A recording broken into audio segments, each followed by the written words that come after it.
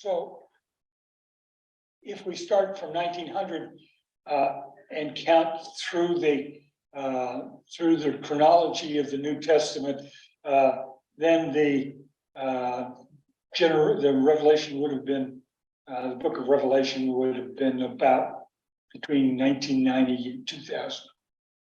So we're talking about a short span that most of which falls within the memory of the people in this room.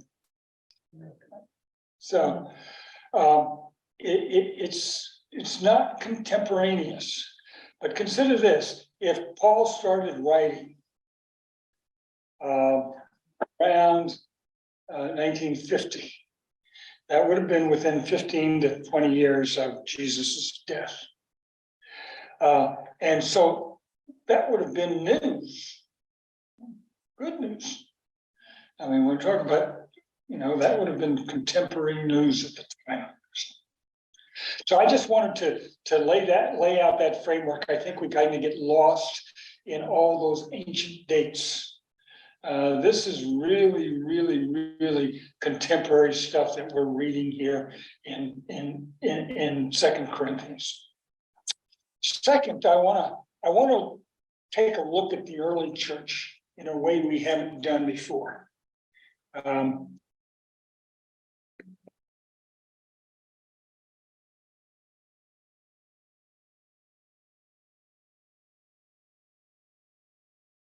Okay, I am going to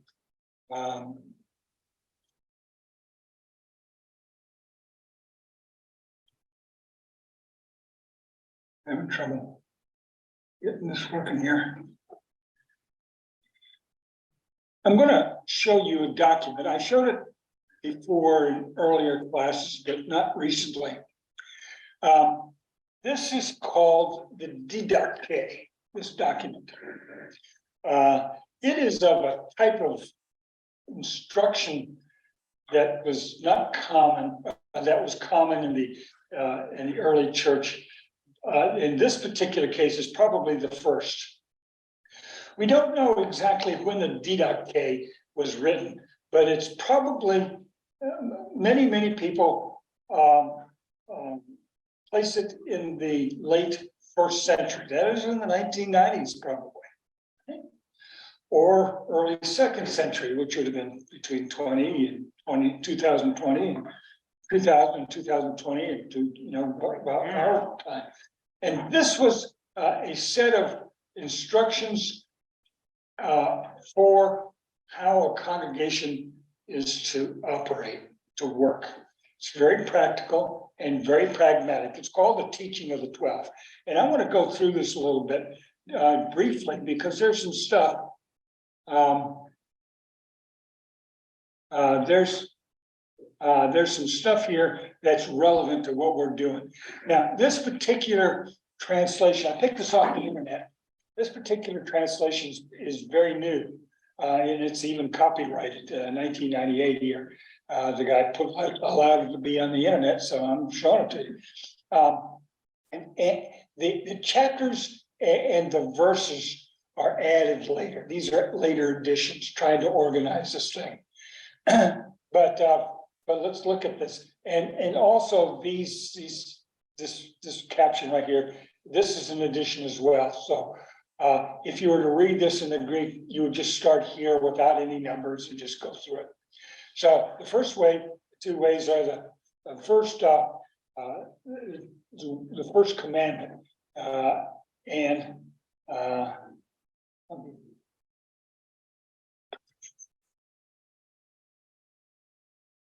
this is not work the same way as it does with my otherwise.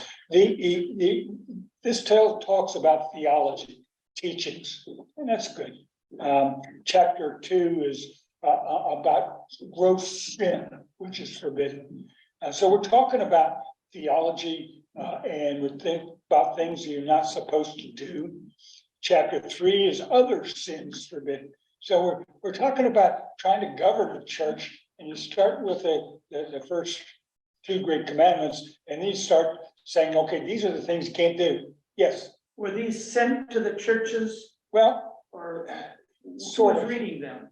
This is probably a document from Syria. And these were not authoritative so much. This is probably a regional document of some kind.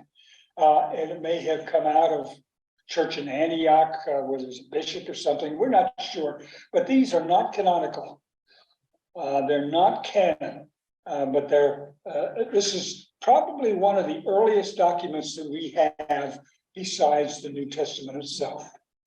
So that's chapter 3, various precepts and other sins, etc. Chapter, you go up here, chapter 4. We just did that, chapter 4. There's a way of death. Okay, and these are things that lead. This you're gonna be toast if you do these things. You're full of murderers, adulterers, lusts, etc., etc. And then there's we're getting into stuff that's relevant to 2 Corinthians. The reason I'm doing this is because this stuff is we're going to get into the weeds in this in chapter 11 here about what's going on in 1 Corinthians, 2 Corinthians. Talk here in chapter 8 against false teachers and food offered to idols. Now, this food offered to idols is covered earlier from the Jerusalem Council from Acts 15. Don't need it, but here it says, "Be on guard, be on your guard for many who would like to lead you away from the way of the teaching, for their priorities have no regard." That's kind of a warning. It's going to get a little stronger as we go on here. What we're saying here is that already here by the turn of the century, by around 2000 or a little after, there's a problem of false teachers. So we got chapter 8 is about baptism, and then chapter 7 is baptism. 8 is fasting and prayer. 9 is the Thanksgiving sacrament. 10 is prayer after communion. These are liturgical concerns, so that we can make the church everywhere the same. All right? You're going to get this document by email, and you can go through. You may wish to go through and read it in some depth, and then.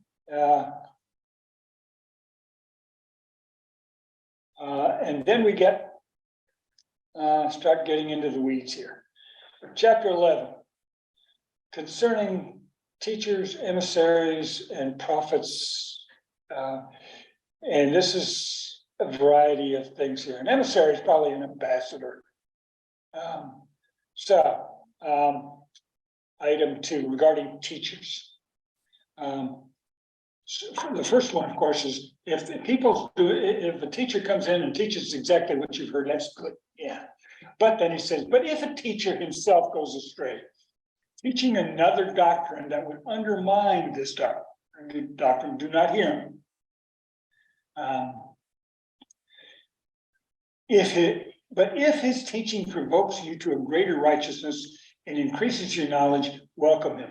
So we have here already this notion we've already looked at about teachers who might teach something else. Emissaries, these are some kind of ambassadors. If they come to him, they should be received. But he must not remain longer than a day, unless it is absolutely necessary, in which case he may stay another. But if he stays 3 days, suspect him as a false prophet. I like number 6. Well, when he leaves, send him on with only bread to sustain him to his next destination. What point out here is that there are people wandering around who are approaching churches. These are not stable communities yet. All right, prophets. I just have to observe that number 5 and 6 are that still goes on today when people make phone calls to people and try to get all their money out of their bank account. Oh, Yeah. yeah. So, yeah, this stuff, Yeah. absolutely. If the prophet comes, just, any prophet who speaks according to the Spirit, don't test it, don't worry about that. But be warned, not everyone who speaks according to the Spirit is a prophet, but only those who walk in the Spirit. Therefore, from the consistent behaviors, you can discern the false prophet. So if people come in and say one thing, you got to check them by how they act, check them by how they behave. Any and every prophet who commends food to be brought to him in the Spirit will not eat from it unless he is a false prophet. Got a problem with false prophets. Every prophet will teach the truth, but if he doesn't practice his own words, he should be regarded as a false prophet. Every prophet who is proven that they are in fact genuine, whose illustrations occasionally appear too worldly when teaching about the body of believers, when they preach too long, right? Yet he scrupulously does not teach others to copy his illustrations, but doesn't require other people to go on and on and on, shall not be judged negatively among you. God will judge righteously, for his example came from the ancient prophets. Number 12. Yes. Oh, I'm looking at number 12. Yes. Whoever says in the Spirit, give me money, or something similar, or some similar thing, do not listen to him. But if he solicits that you give to the needy, none should judge him. He can solicit money for him if he solicits money for himself. If he solicits for the needy, that's okay, right? So money is always is an issue. Believe about believers. There's a thing called a traveler. This is once again people who travel around. If he is a traveler, help him according to your ability, but he should not be allowed to stay with you more than 2 or possibly 3 days. And want freeloaders. And if he stays longer and is a craftsman, you put him to work. All right. This is relevant to 2 Corinthians now. If he's not skilled, don't let him be idle. Anyway. If he doesn't cooperate, he's a user, even taking Christ for profit. Beware of such as this. Support of the prophets. Every true prophet who settles among you is deserving of his food. A true teacher is also worthy of his food. And so how you give them is give them the first fruits of your grain, wine, cattle, and sheep. You give them, you don't, if you don't, you should be taking this money, these collections ordinarily, and if you don't have a profit, give it to the poor. There, right? You give it, but either way, you take it from the first fruit. The first fruits are what are required for the sacrifice to God. You don't give give your bad stuff to God. So, and let's see, I think we got some more here.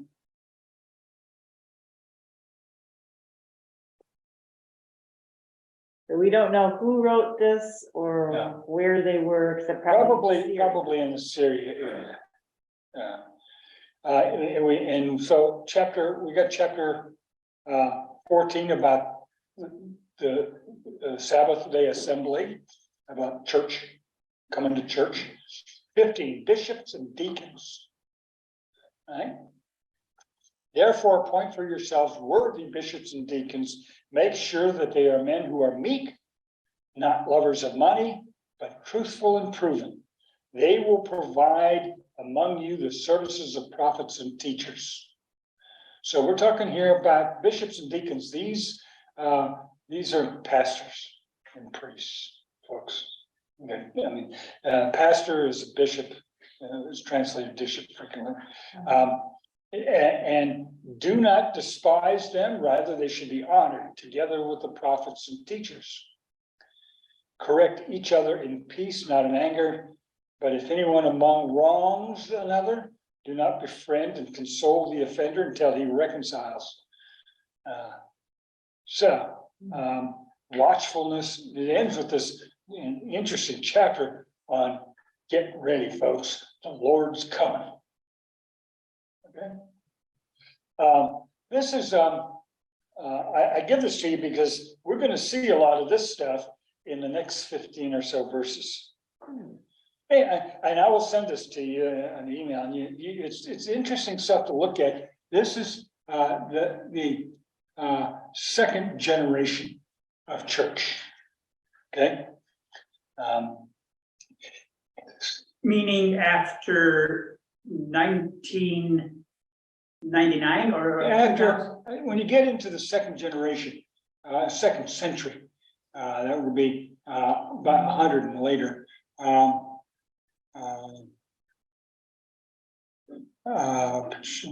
Get this back up here, right? Again, I didn't bring my mouse. Yeah, this would, the second generation, the first generation probably lasted to the end of the century, perhaps some of them before. You know, in Exodus, God says, you know, I will remember down to the second and third and even fourth generations. Right?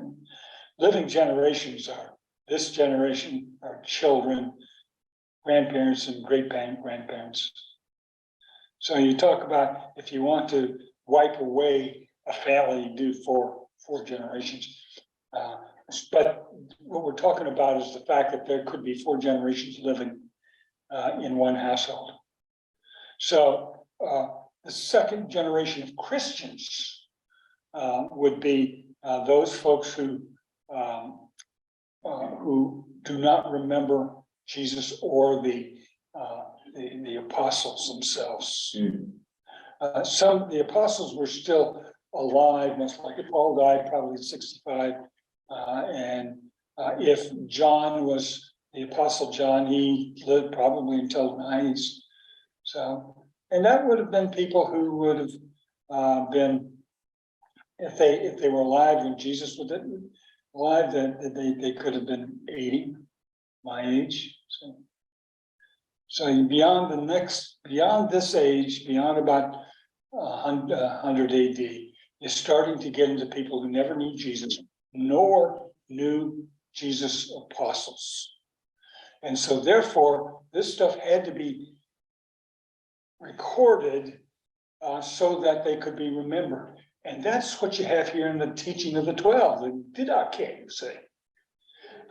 People had to start writing these things down because the apostles weren't there anymore.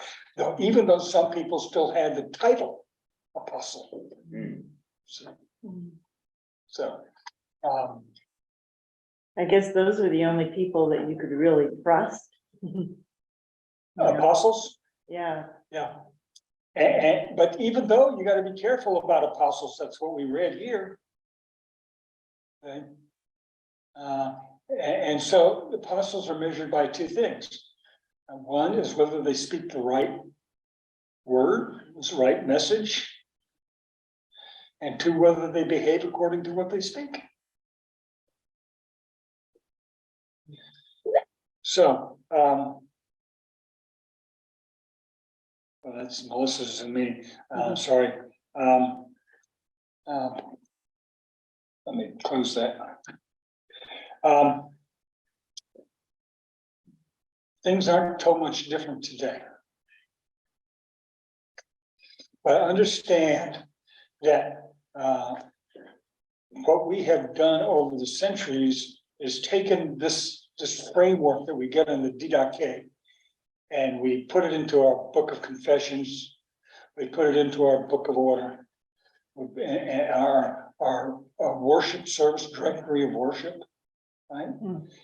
We have our rules of discipline in case people do things wrong. We have, what we are as a church is nothing more than an attempt to expand on the didache. That's all. And it's still working, the system is still working today, but what you see in the didache, the teachings of the 12, is a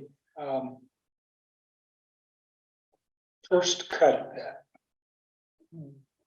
What does the church do when nobody remembers as the memory?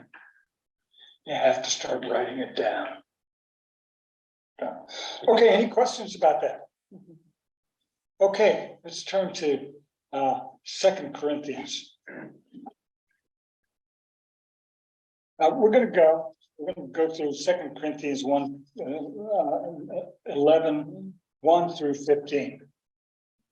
And I said, we really get in the weeds again in this. This is identifying, we've had Paul tell us, okay, we got this conflict, and this is the nature of the conflict, and this is how I'm going to proceed in this conflict. Here's who he's in conflict with. I wish that you would bear with me in a little foolishness. Do bear with me. I feel a divine jealousy for you, for I promised you in marriage to one husband to present you as a chaste virgin to Christ. But I am afraid that as the serpent deceived Eve by its cunning, your thoughts will be led astray from a sincere and pure devotion to Christ. For if someone comes and proclaims another Jesus than the one we proclaimed, or if you receive a different spirit from the one you received, or a different gospel from the one you accepted, you submit to it readily enough. But I think I am not in the least inferior to these super apostles. I may be untrained in speech, but not knowledge.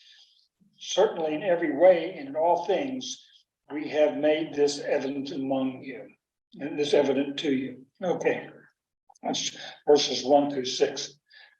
This up here, when you talk about a bride in marriage, people were promised in marriage, frequently very young. Women were, and this is, a matter of fact, when Mary became pregnant, she was betrothed to John. They weren't yet married to Joseph.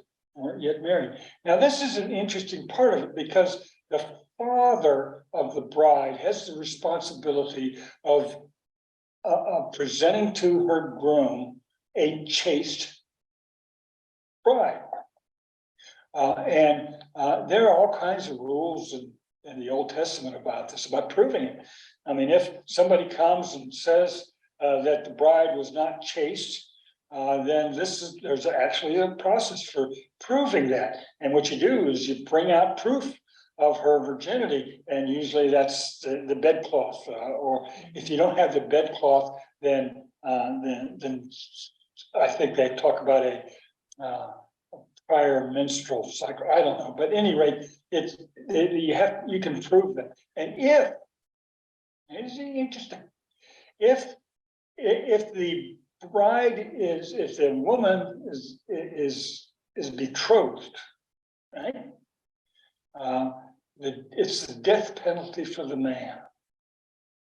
If the woman is not betrothed, he's got to marry her. So this is, but the responsibility of the father is to make sure that the bride is a proper bride and is properly pure. And so he's promised he's using this metaphor that he has promised this church to Christ. So I feel a divine jealousy, for I promised you in marriage to one husband. So he wants them to be pure in this. But I'm afraid that as the serpent deceived Eve in his cunning, your thoughts will be led astray from sincere and pure devotion to Christ. Okay, folks, this is getting into the weeds. We got the serpent. is slithering around amongst the congregation of the church in Corinth. The Bible doesn't say it, but Jewish tradition has the serpent as Satan. And he is seen as a deceiver. John says Satan is the father of lies. Yes, where there are lies, there's deception, there's evil afoot. Satan's afoot right here. So he's saying that you folks are in deadly danger here. Your souls are in danger because somebody is slithering among you. So, and he's afraid to say that certain has done it, and he's cunning, and your thoughts will be led astray from a sincere and pure devotion to Christ. That's what's the issue here. For if someone comes and proclaims another Jesus than the one we proclaimed, or if you receive a different spirit from the one you received, or a different gospel from the one you accepted, you submit to it readily enough. Apparently, somebody is preaching things to them that they're accepting.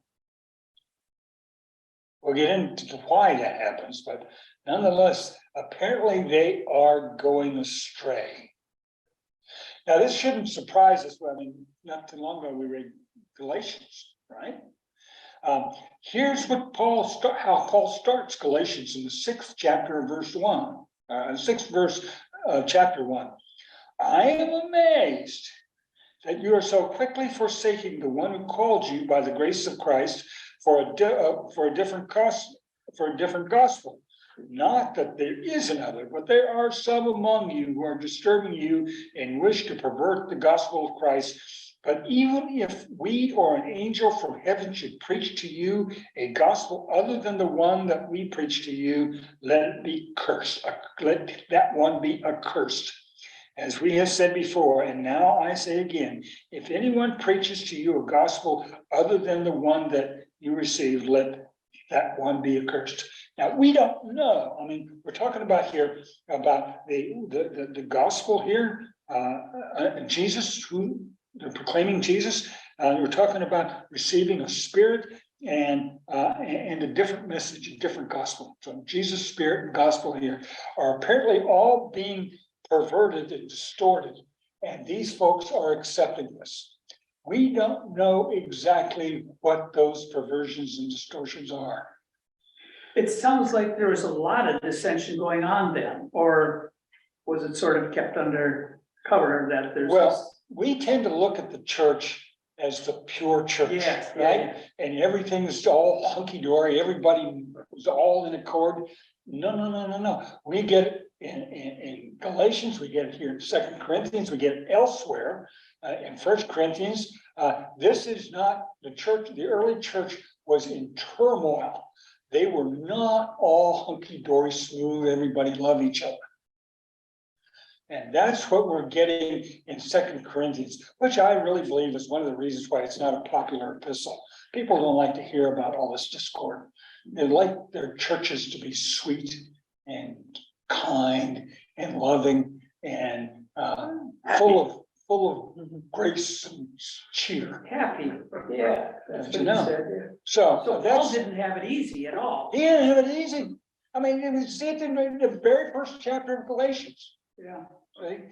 And here in this, I believe this is the bad letter. He starts off by saying, okay, folks, we got this conflict going on. It's a major conflict, and it's a conflict as unto war. It is a bitter conflict, and now we're getting to who's involved. And this is the first part of this structure that I gave you, the introduction to it.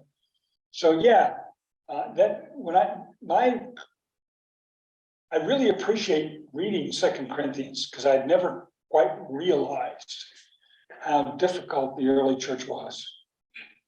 It wasn't easy, and so when we, people.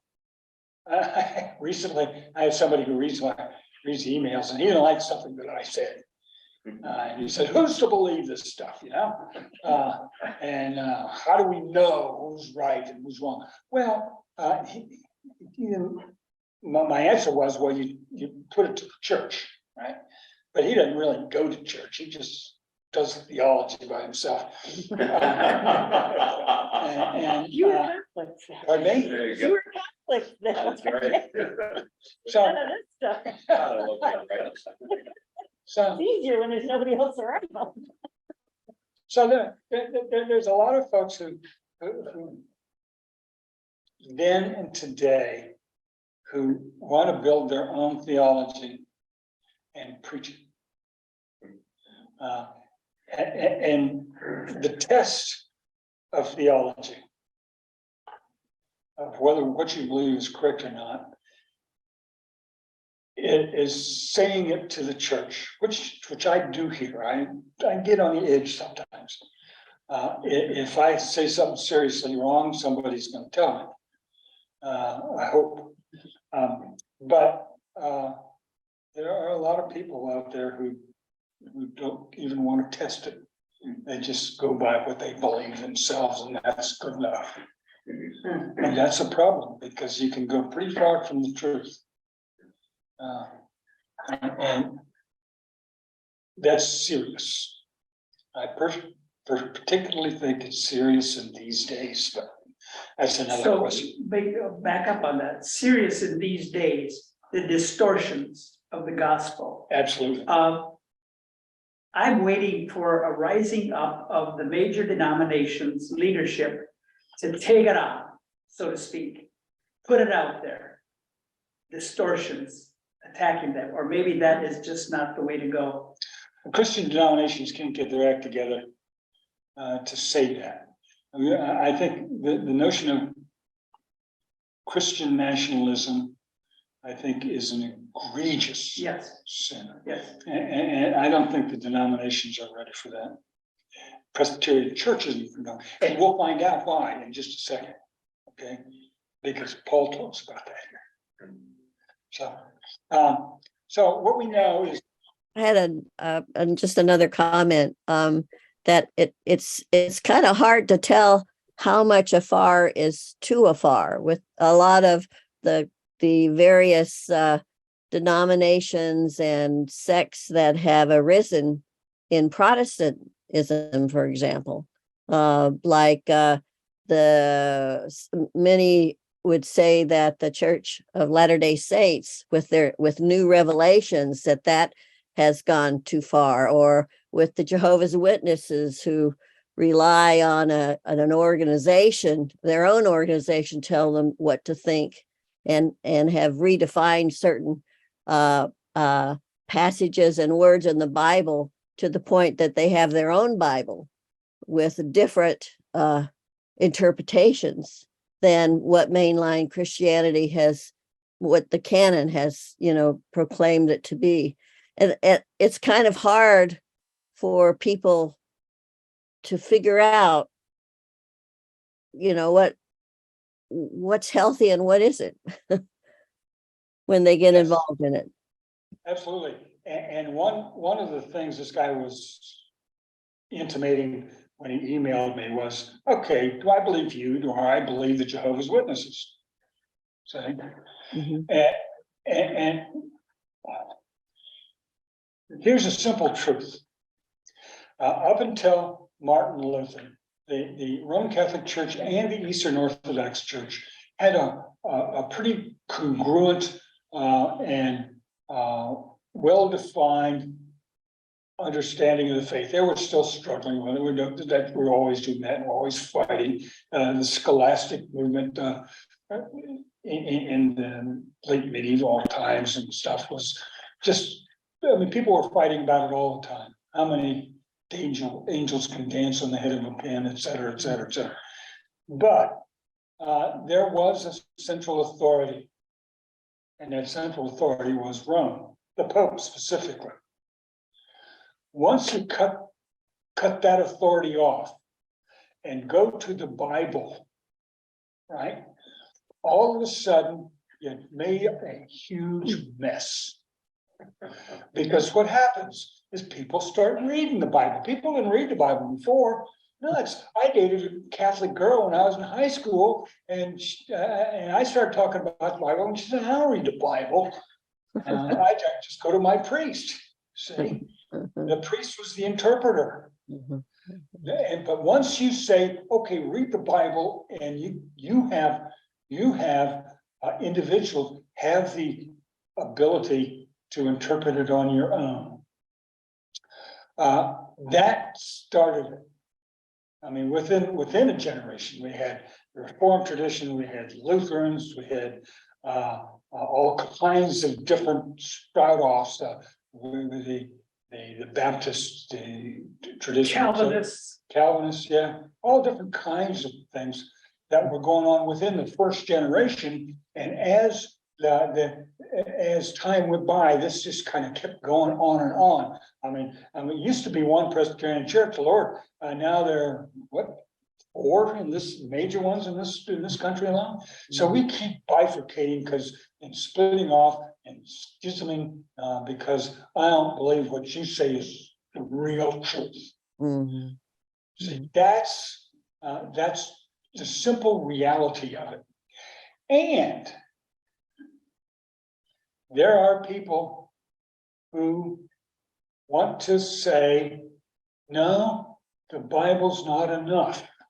Mhm. It's not right.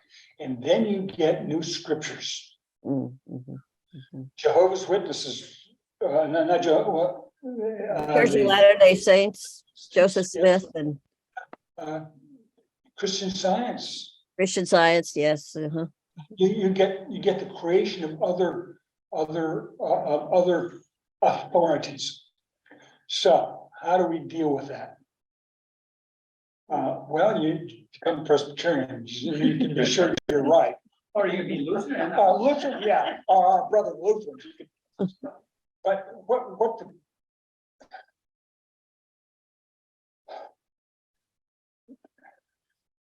the churches, what we do when we go to church, to choose a church, is we say we will be guided by the confessions. Now that is stronger in some churches than others. If you're going to the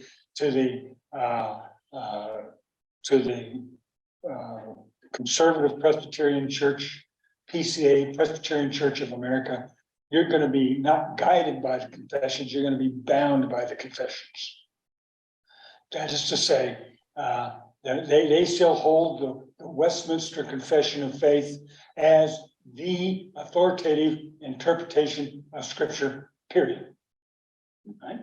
And was so, or we Presbyterians learned by the 50s that's trouble.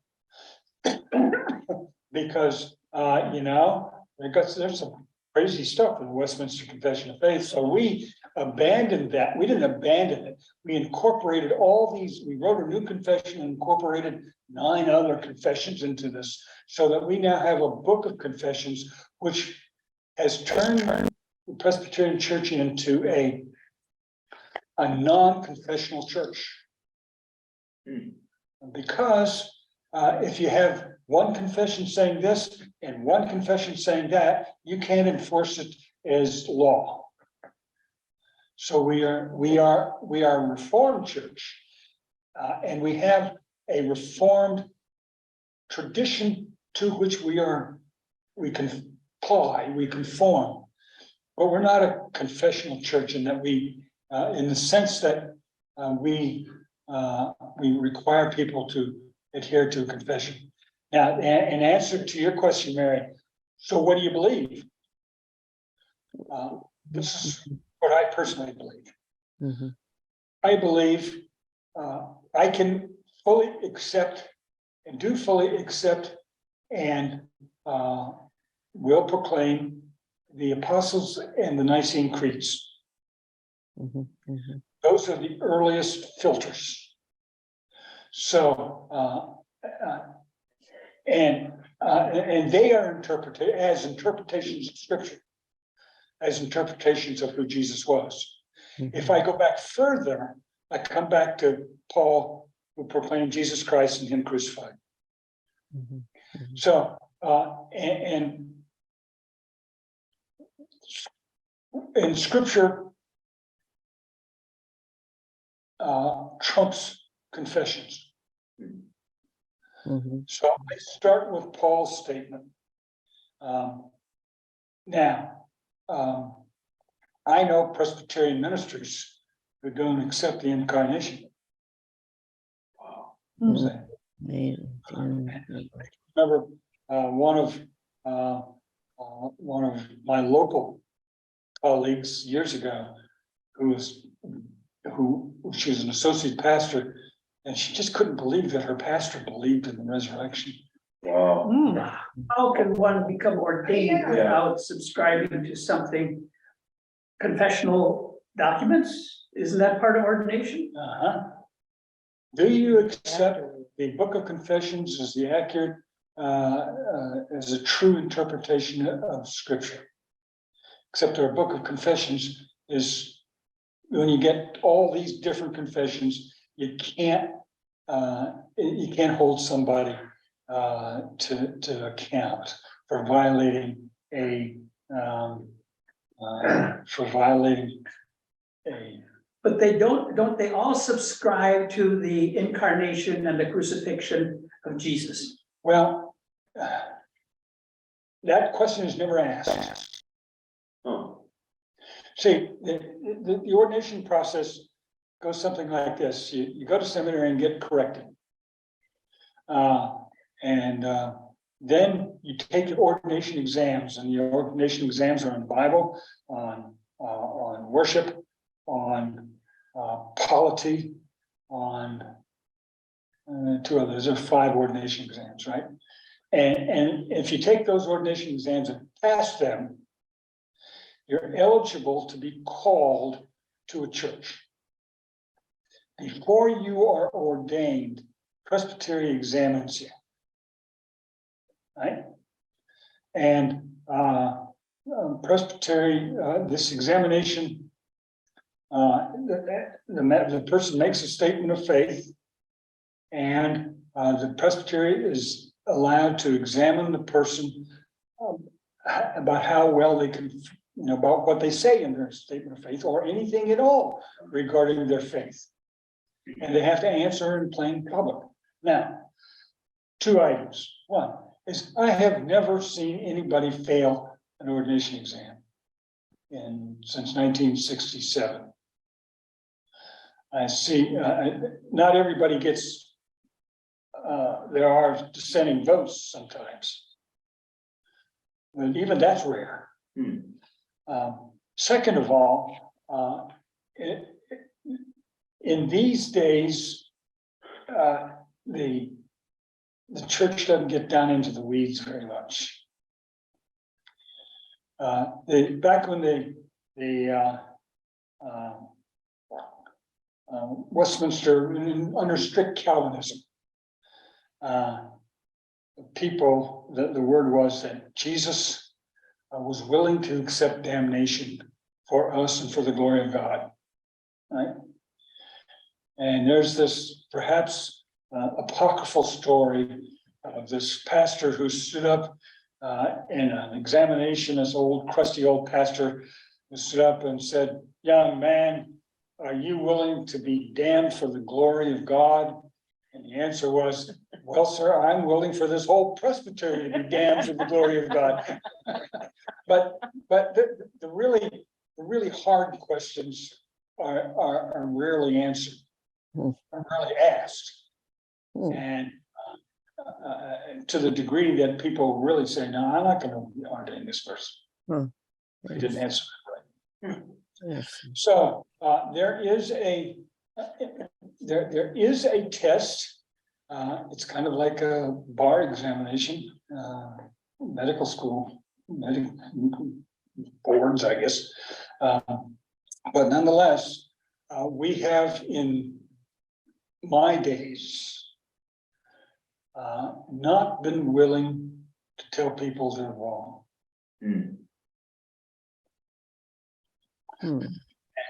And maybe that's part of our problem. To answer your question, Marion? And the answer to your question is just come to the class and we'll get you right. Well, for someone who really needs to know what where the truth lies, it's impossible. It's an impossible problem. So that's why I have over the years just focused it down. Mhm. And when you get beyond the core belief of Jesus Christ and Him crucified, and then what governs your behavior. Mhm. And my core belief is that you cannot claim that God wants you to hurt another person. Mhm. Mhm. Now Yeah. you do. Yeah. We always do. Yeah. I can never say that God desires that, Yeah. wants me to do it. So just in my own thinking, that's how I've kind of reduced it to those. Mhm. The rest of it's gravy. Mhm. The other part though is I do accept one of the characteristics of of Christianity in general is the authority of the Bible. Mhm. And I do accept that. Then I have to struggle with how do you interpret it? Yeah. Right. See, Yeah. and that's a tough struggle. Yeah. And I teach that. One of the reasons I teach this class is to introduce folks into the kind of the struggles that I have, but also into an honest, what I believe is an honest way to interpret scripture. Yeah. Yeah. That's good. Okay. Thank you. Yeah. Then he says that and I think that I am not in the least inferior to these super apostles. Now, the term super apostle appears nowhere else in the New Testament. And it's the word is huperleon apostle. Huper means hyper. Leon is above apostles, and it could be interpreted to mean those esteemed apostles, such as Peter and James and John, stuff like that, but probably not in this context. This is probably scornful, sarcastic. These super apostles that you have amongst you, and it is he's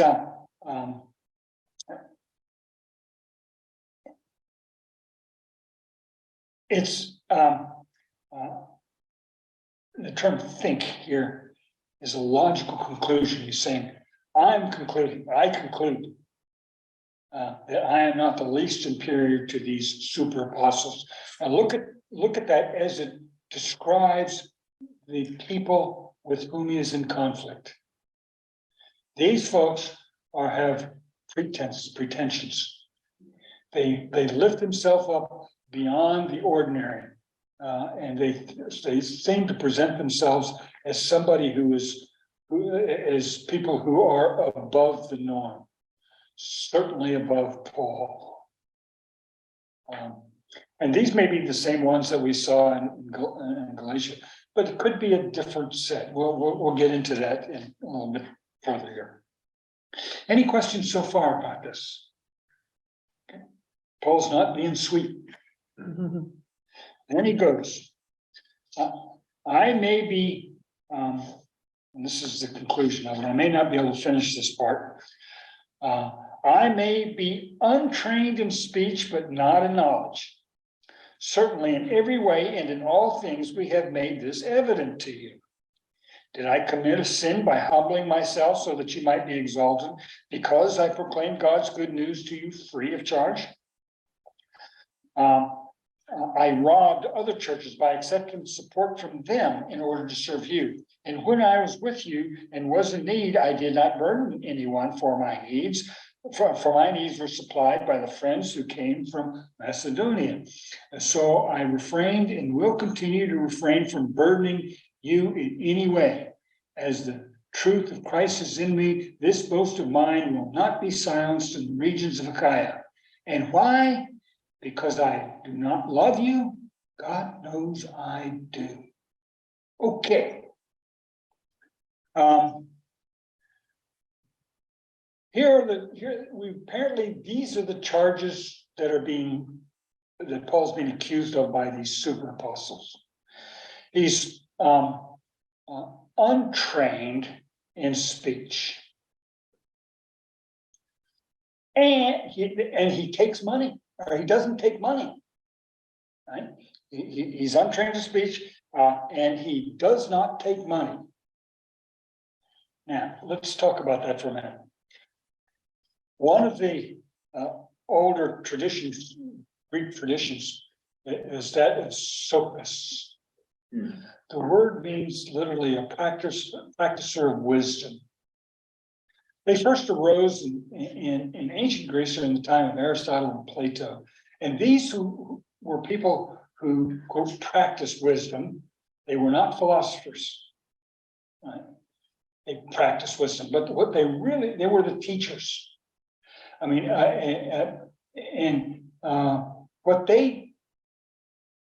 their skill was in persuasion, rhetoric. And this notion of rhetoric was a part of the classic curriculum for thousands of years, really, for at least 1,000 years. They learned to be very persuasive. And that was the issue. To win an argument, it's as if you went to law school. What you started with an answer, and then you learn to persuade people to that answer. Sophists were not very. They didn't care much what the answer was that they were defending, trying to persuade. The victory for a sophist was to persuade, and it is by speech. Understand this now. We had this budding democracy, and this was a classic low-level democracy where the people actually voted on things, right? The populace, the hoi polloi did, and so how do you persuade these people? You stood up and spoke. You talked to them. So speech making was a high art and developed by these sophists. This was their specialty to develop the ability to persuade a crowd. And they were very good at it. They also got paid. Even Aristotle didn't like the sophists because they got paid for their speeches, speechifying. And Paul is so that was the origin of it. It kind of continued on forever, but of course that was in 400 BC. Right? We're talking now about 50 AD. In Rome, you had a similar political situation, except you had a Senate. And you had people speaking to the crowds to get power, particularly for the election of tribunes. Tribunes were elected by the populace. Senators were not.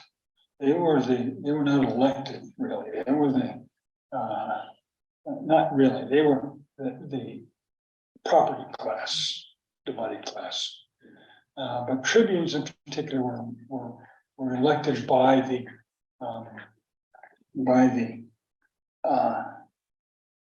populace. And in fact, the Roman Republic started to fall apart when two brothers, the Gracchus brothers, started a movement, really, to return land to veterans. It was a land scheme, not a scheme. Veterans had given up their land to join the army, And when they got out after a long period of time, they didn't have any land anymore. And so that was what they really started to do. But what they did it by getting elected tribune, which was a very important people-based electorate, elected by the people. It's the populism type thing. And they became very effective at getting power from the population. So you can get into trouble. The Roman Republic got into trouble, and it eventually led to its downfall, ending in the Roman Empire under Augustus. That took 100 years, but it did. So there were these people could be rabble rousers, and they could appeal to the baser instincts, and they were very good at it. That's what they went to school for. If you wanted to quote a higher education in the Roman era, you would hire a tutor. Tutor most likely was a sophist in terms of education.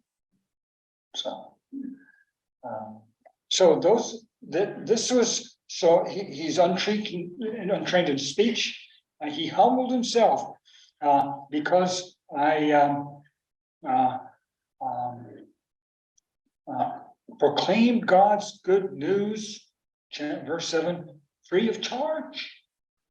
And not only that, he even when he was in need, verse 9 and 8 and 9, even when he was in need, he didn't accept any money from the church itself. He accepted money only from supporting churches.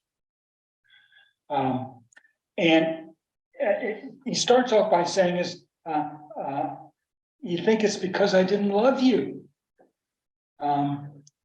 That's not the way it was. It's like people giving you a gift and you say no to a gift. Saying, I don't want your gift. Now he says here in verse 11, because I do not love you, God knows I do. And I point out that this is in chapter 11, and in chapter 2, verse 4, this is what he says about this letter. I wrote you out of much distress and anguish of heart with many tears, not to cause you pain, but to let you know the abundant love that I have for you.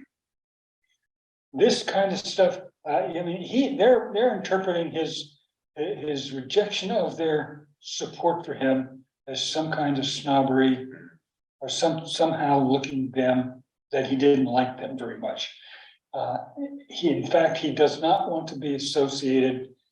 He does not want to be limited by their giving him money. I'm going to go back to this next week and talk about the problems of receiving money from the church. Okay? Thank you. Thank you. Thank you.